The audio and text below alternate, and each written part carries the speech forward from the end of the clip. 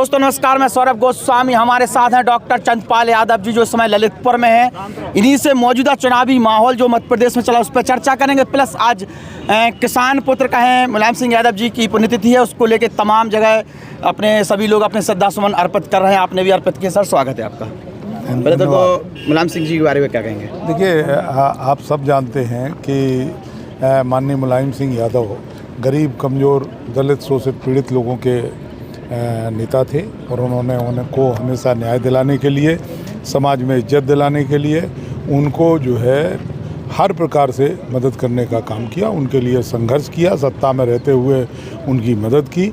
आज उनका प्रथम पुण्यतिथि है।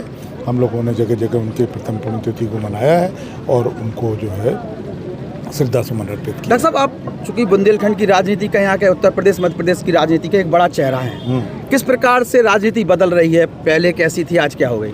देखिए, झूठ बोलना ज़्यादा दिनों तक नहीं चलता है। झूठ बोल के जो लोग राजनीति करते हैं, किसी न किसी दिन पर्दाफाश हो जाता है। बहुत लोगों के जनता के बीच में वादे किए गए, जनता के को सपने दिखाए गए, लेकिन वो आज तक पूरे हुए नहीं। कहा जैसे मुख्य रूप से किसानों की आमदनी को दुगनी करना, किसान की आमदनी दुगनी किसान यहाँ मौजूद हैं, वो खुद महसूस करते होंगे कि आज उनकी लागत भी नहीं निकल पा रही। जो उनको बाज़ार में पैसा मिल रहा है, जो लागत पड़ रही है, वो लागत भी नहीं मिल पाती है। तो किसान लगातार घाटे का व्यापार कर रहा है, किसान नुकसान में जा रहा है। और हिंदुस्तान का जब किसान नुकसान में जाएगा तो निश्चित रूप से ये मान लीजिए कि देश जो है खुशहाल नहीं है। 5 राज्यों में चुनाव हैं, बड़ी आचार संहिता भी घोषित हो गई। किस प्रकार का माहौल देख रहे हैं आप? देखिए, हमें जो महसूस हो रहा है वो पूरी तरीके से ये महसूस हो रहा है कि जो लोग झूठ बोल करके राजनीति करते हैं, जिनने जनता को गुमराह किया है, जो जाति धर्म के नाम पर केवल वोट मांगते हैं, निश्चित रूप से जनता के बीच में उनकी पोल खुल गई है। तो जनता उनसे नाराज़ है।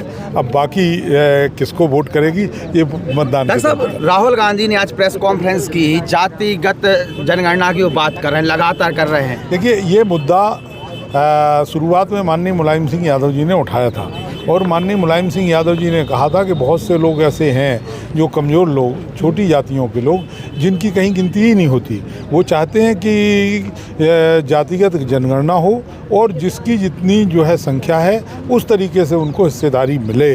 अगर राहुल गांधी जी इस बात को कह रहे हैं, बहुत अच्छी बात है और हम सब इस बात के पक्ष में हैं कि जाति जनगणना होना चाहिए। पता तो लगे कि जो है कि लोगों की संख्या कितनी है और हक दूसरे लोग खा रहे हैं। तो कम से कम जो है उनको उनका अधिकार मिले, उनको हिस्सा मिले, ये जो है सुनिश्चित होना चाहिए।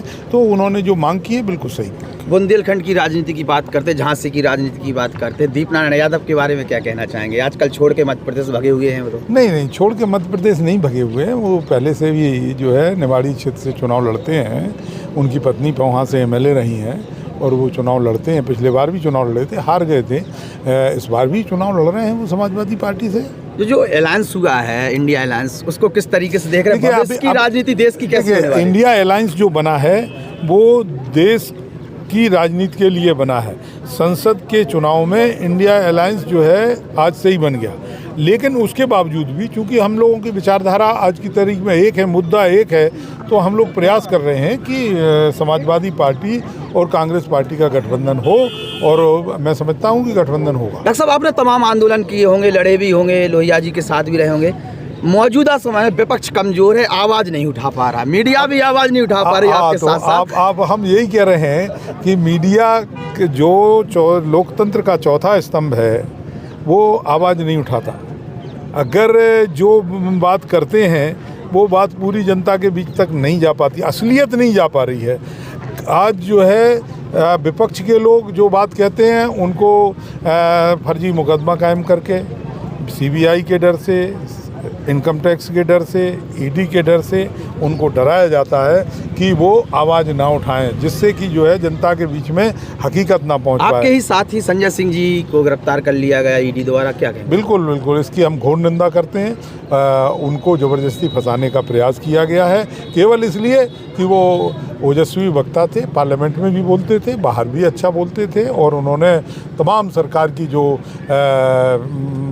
चीज़ें थी उनमें पर्दाफाश जिस किया सरकार संगठन का। के आप अध्यक्ष हैं और आपने एक पूरे बुंदेलखंड का नाम पूरी दुनिया में रोशन किया है, कौन सी चीज़ें लोगों के लिए लाभदायक हो रही हैं आपके साथ? नहीं, देखिए, हमारा काम जो है सहकारी आंदोलन के माध्यम से ये है कि हम लोगों को ज़रूरत की चीज़ें मुहैया कराएं। कमज़ोर किसान लोग हैं जो उनकी आवश्यकताएं उनको मुहैया कराएं। किसान का खेत का उत्पादन अच्छा हो, किसान को बाज़ार में अच्छी कीमत मिले। अब लेकिन इसमें सरकार के सहयोग की आवश्यकता पड़ती है। सरकार सहयोग करेगी तो निश्चित रूप से हम लोग को किसानों को पूरा लाभ दिलाने का प्रयत्न। तो डॉक्टर चंद्रपाल यादव जी हमारे साथ थे, उनसे चर्चा की है, तमाम मुद्दों पर बोलते हुए नजर आए हैं और ऐसे ही किसी नए शख्स के साथ फिर मुलाकात। डॉक्टर साहब बहुत बहुत धन्यवाद आपका। Thank you.